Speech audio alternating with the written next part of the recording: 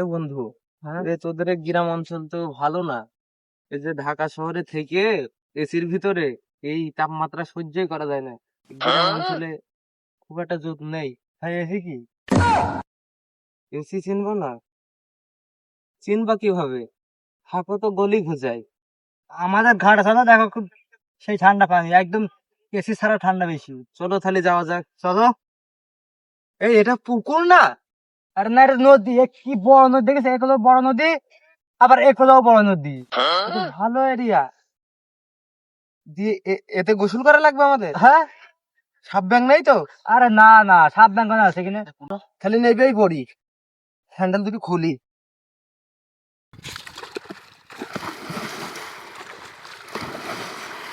এ তো মনটা বলছে ঝর্ণার পানি ছাড়াও তো ভালো।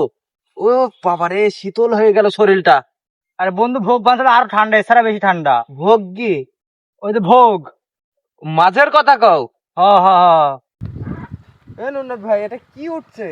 আমরা তো জানি না ভাই, এটা কি হচ্ছে। আপনাদের এলাকার এই পুকুরি, তুমিই তো জানবা যে কি উঠছে। জানি এটা কি।